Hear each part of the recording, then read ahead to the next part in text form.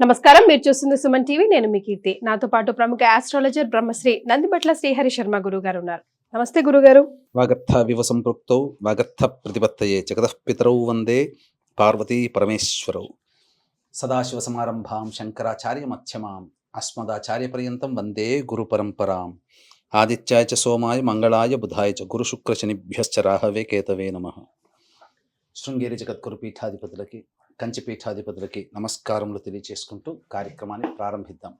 గురుగారు, పుష్యమాసంలో వచ్చే ఆఖరి అమావాస్య, చొల్లంగి అమావాస్య అంటున్నారు, మౌని అమావాస్య అంటున్నారు. చాలా పవిత్రమైన రోజు అని కూడా అంటున్నారు. ఈ రోజు ఎందుకు అంత పవిత్రమైనది? ఎలాంటి పరిహారాలు మేము పాటిస్తే గనుక ఇంకా మాకు మంచి జరుగుతుంది? పుష్యమాసంలో వచ్చేటువంటి అమావాస్య మౌని అమావాస్య అని అంటారు. అంతేకాకుండా మనకు పితృదేవతల్ని తరింప చేయడం కోసం 2 ఆయనాలలో 2 మాసాలు ప్రత్యేకమైనటువంటివి. దక్షిణాయనంలో వచ్చేటువంటి భాద్రపద మాస పితృపక్షాలు పితృదేవతల్ని ఆరాధన చేయడానికి, మరి ఉత్తరాయణంలో ఈ పుష్యమాసంలో వచ్చే అమావాస్య ఒక్కరోజే పితృదేవతల్ని ఆరాధించడానికి అనుకూలమైన రోజుగా చెప్పబడి ఉంది. అయితే మనకు గమనించుకున్నట్లయితే ఈ సంబంధించినటువంటి నార్త్ ఇండియా కల్చర్లో, సౌత్ ఇండియా కల్చర్లో కనుక చూసుకుంటేనమ్మా, వాళ్ళకేమో పౌర్ణమి నుంచి పౌర్ణమి వరకు నెల, మనకేమో అమావాస్య వెళ్ళిన రోజు నుంచి మళ్ళీ అమావాస్య వరకు నెల. అక్కడ కాబట్టి 15 రోజుల డిఫరెన్స్ ఉంటుంది, కానీ కాలమానం అంతా ఒకటే. అయితే ఈ పుష్యమాసము పుష్టిని ప్రసాదిస్తుంది. పైగా నార్త్ సైడ్లో మౌని అమావాస్య అని అంటుంటారు. మీరు గమనించుకుంటేనమ్మా, ప్రతి అమావాస్య రోజున చాలామంది ఇప్పటికీ కూడా సాధు సంతులు నదీ తీరానికి వెళ్ళి వాళ్ళు కొన్ని క్రియలు చేసి వస్తారు. ఈ మౌని అమావాస్య రోజున సన్యాసం స్వీకరించిన ప్రతి మనిషి కూడా నదీ తీరంలో స్నానం ఆచరించి తర్పణాలు, పితృదేవత కార్యక్రమాలు చేస్తారు. అంటే వాళ్ళ పితృదేవ కార్యక్రమాలని కాదు, వాళ్ళకు సంబంధించినటువంటి సన్యాసాశ్రమంలో ఉన్నటువంటి తర్పణాది కార్యక్రమాలు. కానీ ఈ మౌని అమావాస్య మానవుల్ని ఉద్ధరించడానికి ఉన్నటువంటి అమావాస్య. ఈ రోజున ప్రధానంగా మౌన వ్రతాన్ని ఆచరించాలి అని చెప్పి అన్నారు కాబట్టి అది మౌని అమావాస్య అయింది. కాబట్టి ఈ రోజున ఈ సంవత్సరం 2025 సంవత్సరంలో జనవరి 29వ తారీఖు రోజున వస్తుందమ్మా. ఇది చాలా ప్రత్యేకమైనటువంటిది. ఎందుకనంటే అమావాస్య అంటేనే సంపూర్ణంగా రవి ఉంటాడు కదా. ఆ రవి ఉన్నటువంటి అమావాస్య రోజున రవికి సంబంధించిన ఒక నక్షత్రం కూడా ఉదయం 8:30 వరకు ఉంది. ఉత్తరాషాఢ నక్షత్రం ఉందమ్మా. తదనంతరం శ్రవణ నక్షత్రం వస్తుంది. కాబట్టి ముఖ్యంగా అమావాస్య రోజున ఎందుకు ఏం పనులు చేస్తారు అంటే, సాధారణంగా ఎవరైనా కానీ పిండ ప్రదానాలు లేదా తర్పణాది కార్యక్రమాలు చేస్తారు. ప్రతి అమావాస్యకి చేస్తారు, ప్రతి అమావాస్యకి చేయాలి. కానీ ఈ సంవత్సరం ఉన్నటువంటి ఈ మౌని అమావాస్య 29వ తారీఖు రోజున వస్తుంది కదా. ఆ రోజున ఉదయం 8:30 వరకు ఉత్తరాషాఢ నక్షత్రం రవి నక్షత్రం ఉంది కాబట్టి పొద్దున్నే లేచి కాలకృత్యాదులు తీర్చుకొని పెద్దలకి సూర్యోదయం అయిన తర్వాత వెంబడే పెద్దల కోసమే బ్రాహ్మణుని పిలిపించి తర్పణాది కార్యక్రమాలు, బ్రాహ్మడికి వస్త్రదానం చేస్తే చాలమ్మా.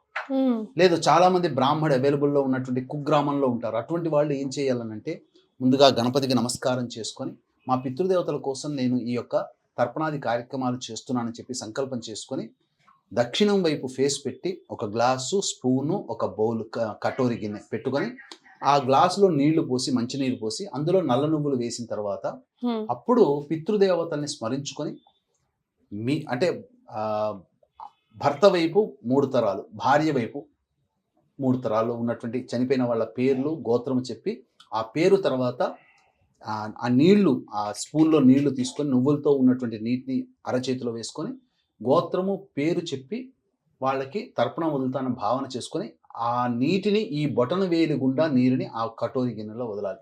ఇలా తర్పయామి తర్పయామి తర్పయామి అని 3 సార్లు వదలాలి. ఇలా చేస్తే బ్రాహ్మడు లేకపోయినా మీరు కనీసము ధర్మాన్ని పాటించిన వాళ్ళు అవుతారు. ఇది పెద్దల కోసం చేయాల్సినటువంటి విధి. ఇది ఈ రోజున ఖచ్చితంగా చేయాల్సిందే. ఇక చాలా మంది అనేక రకాల సమస్యలతో ఉంటారు, వాళ్ళు కూడా కొన్ని పరిహారాలు చేసుకోవచ్చు.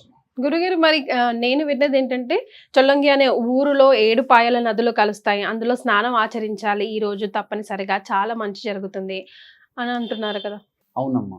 ఈ చొల్లంగి అమావాస్య ఏంటంటే మనకు ఈ గోదావరి నది ఉంది కదమ్మా. ఈ గోదావరి నది ఒకప్పుడు సప్తర్షులు మనకు తెలుసు కదా, అత్రి, భరద్వాజ, కశ్యప, ఇటువంటి మహర్షులు ఒక్కొక్క సస్యశ్యామలం చేయడం కోసం ఆ గోదావరి నదిని ఈ 7 రకాలైనటువంటి దారుల్లో తీసుకుని వెళ్ళారు.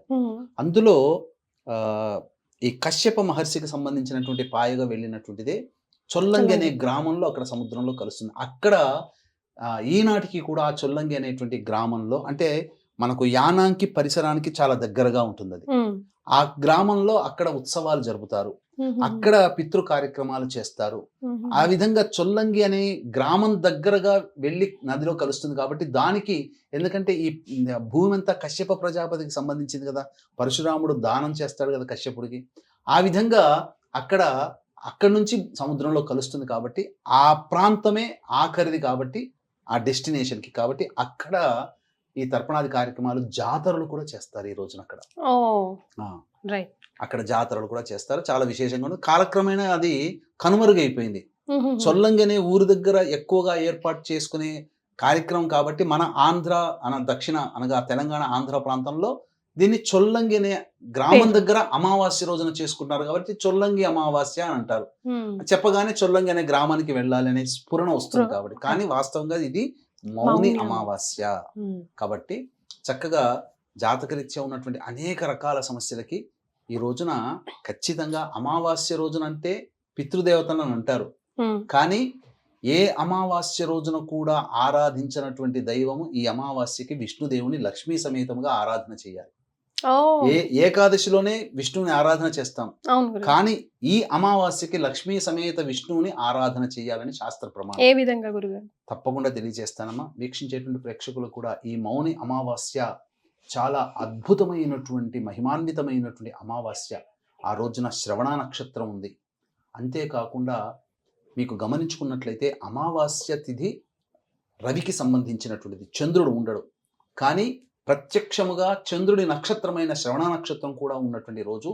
రవిచంద్రులకి సమాగమం ఆ రోజున చాలా గొప్పదిగా ఉంటుంది కాబట్టి ఆ రోజున జాతకరీత్యా ఉన్నటువంటి వివిధ సమస్యలు, ముఖ్యంగా అమావాస్య అంటేనే అమ్మవారి ఆరాధన విశేషంగా చేయాలి. ఎవరైతే తరచూ ప్రయోగ బాధలతో ఇబ్బందులు పడుతుంటారో, ఉద్యోగ బాధలు, ఆర్థిక సంబంధమైన బాధలు, దాంపత్య సంబంధమైనటువంటి బాధలు, వివాహపరమైనటువంటి సమస్యలు ఎదుర్కొనే వాళ్ళు ఉంటారో, అలాగే క్షుద్ర ప్రయోగాలు, కోర్టు సమస్యలు, అలాగే కాకుండా క్యాన్సర్ వంటి పీడిత వాళ్ళు ఎవరైతే ఉంటారో వాళ్ళకందరికీ ఉపయోగార్థమై దశమహావిద్యల హోమాలలో భాగంగా ప్రత్యంగిర హోమము, పగళాముఖి హోమము, రాజశ్యామల హోమము, వారాహి హోమము, అలాగే ఈ సంబంధించినటువంటి ధూమవతి హోమములు పర్ హెడ్ 2100 రూపాయలకి చేయించడం జరుగుతుంది. అవకాశం ఉన్న వాళ్ళు కార్యక్రమ తదనంతరం కాంటాక్ట్ చేసి మీ గోతనామాలు నమోదు చేసుకోవచ్చు. ఇక ఆ రోజున ఎలా ఆచరించాలి? పితృతర్పణాలు చేయగానే ఉదయమే 6 గంటలకు చేసినట్లయితే పొద్దున్నే 7 గంటలకల్లా కార్యక్రమం అయిపోతుందమ్మా. ఆ తదనంతరం తులసి చెట్టు దగ్గర ఆవు నేతితో దీపారాధన చేసి, అష్టదళ పద్మం ముగ్గు వేసి ఆవు నేతితో దీపారాధన చేసి, లక్ష్మీ సమేతుడైనటువంటి విష్ణువుని విగ్రహాన్ని కానీ లేదా చిత్రపటాన్ని కానీ ఆ తులసి చెట్టు ఆవరణలో పెట్టి ఎర్రటి పూలమాల వేసి లక్ష్మీ సహస్రనామము, విష్ణు సహస్రనామము పారాయణం చేసి సరిపోతుంది. ఆ రోజున చెయ్యకూడని పనులంటూ కొన్ని ఉన్నాయి. ముఖ్యంగా మద్యపానము, మాంసాహారము తీసుకోకూడదు. 2 బ్రహ్మచర్య వ్రతాన్ని ఆచరించాలి. ఎట్టి పరిస్థితుల్లో అసత్యము ఆడకూడదు. అలాగే ఆ రోజంతా వీలైతే ఎంత మౌనంగా ఉంటే అంత మౌనంగా ఉండడానికి ప్రయత్నం చేస్తే చాలా మంచిది. అన్నిటికంటే ముఖ్యంగా ఆ రోజున ఇంటికి ఎవరు అతిథులు వచ్చినా, ఎవరు భిక్షగాళ్ళు వచ్చినా వాళ్ళని ఉత్తి చేతులతో, ఎవ్వరు వచ్చినా ఇంటి ముందర ఎవరు నిలబడ్డా, ప్రాణి కానీ జీవి కానీ మానవుడు కానీ ఎవరున్నా వాళ్ళని ఉత్తి చేతులతో పంపకండి. ఎందుకంటే ఆ పితృదేవతలే ఏదో ఒక రూపంలో మీ ఇంటి తలుపు తడుతారేమో. కాబట్టి అందరినీ సముచితంగా ఆదరించి వారికి చక్కగా భోజన పదార్థములు కానీ తినే పదార్థాలు కానీ ఇవ్వవచ్చు. ఇక ముఖ్యంగా ఆ రోజున ఉసిరికాయ మరియు దుప్పటి, రగ్గు కానీ ఇవి దానం చేస్తే చాలా విశేషమైనటువంటి పుణ్య ఫలితం దక్కుతుంది. పితృదేవతల అనుగ్రహం కలుగుతుంది. ఉసిరికాయ దానం చేయమన్నారు ఈ అమావాస్య రోజున. కాబట్టి దానం చేస్తే విశేషమైనటువంటి పుణ్య ఫలితం. విష్ణువుని పూజించే అమావాస్య ఇది ఒకటే కాబట్టి విష్ణు సంబంధమైనటువంటి దేవాలయానికి చేరుకొని తులసి మాల ఆ విష్ణువుకి సమర్పించిన ఎంతో పుణ్యం లభిస్తుంది, కష్టములు తీరుతాయి, పితృదేవతల అనుగ్రహం కలుగుతుంది. అనాథలకి ఎవరైనా వృద్ధాశ్రమంలో కానీ అనాథాశ్రమంలో వాళ్ళకి శక్తి కొలది తోచిన విధంగా సమర్పణ అనగా అన్నపానాదులు కానీ సమర్పించవచ్చు, పండ్లు పదార్థాలు పంచవచ్చు. ఈ విధంగా చేసినట్లయితే తప్పకుండా దేవతల యొక్క అనుగ్రహం కలుగుతుంది. అమావాస్య రోజున ఆ ఫలితాన్ని మనం పొందుతామని చెప్పడంలో ఏమాత్రం సందేహం లేదు అని చెప్పవచ్చు. రైట్ గురుగారు, మౌని అమావాస్యకి నేను ఇప్పుడు అడగబోయే ప్రశ్న సంబంధం లేకపోయినా కూడా ఒక 2 minutes ఈ టాపిక్ గురించి మాట్లాడి ఎండ్ చేస్తాం. ఈ మంత్ ఎండింగ్, జనవరి మంత్ ఎండింగ్ లో ప్లానెట్స్ అన్ని ఒక అలైన్మెంట్ లో వస్తాయని, అన్ని ఒకే చోట కలుస్తున్నాయని, ఒక స్ట్రైట్ లైన్ లో వెళ్తాయని రకరకాల వార్తలు వినిపిస్తున్నాయి కదా, వాటన్నిటిని మనం పట్టించుకోవాల్సిన అవసరం ఉందా లేదా? అంటే మనకు రాశి చక్రము ప్రధానంగా జ్యోతిష ప్రకారం చూసినట్లయితే రాశి చక్రంలో గ్రహాలన్నీ కూడా మనకు ఒక్కొక్క క్షేత్రంలో ఉన్నట్టుగా, కానీ అంతరిక్షంలో నవీన టెలిస్కోప్ని ద్వారా చూసినప్పుడు మనకు కనబడేదంతా కూడా ఒక వరుస క్రమంలో కనబడుతున్నాయని ఒక భావన. కానీ అవి ఒక మనకు మాత్రమే చూడటానికి ఒక వరుస క్రమంలో ఉన్నట్టుగా ఉంటుంది. టెలిస్కోప్ ద్వారా చూసినా లేకపోతే ఒక ఇల్యూషన్ అనమాట అది. మన కంటిని అంటే ఇప్పుడు మనము 3D అనేది చూసామనుకోండి, ఏమవుతుంది, ఆ వస్తువు విసిరేస్తే మన మీదకి వస్తున్నట్టుగా ఉంటుంది, కానీ వాస్తవంగా మన మీదకి వస్తుంది ఆ సినిమాలో రాదు.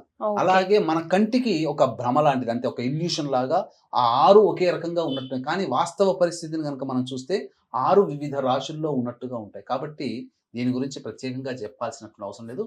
షడ్గ్రహ కూటమి అనేటువంటిది ఉంటుంది.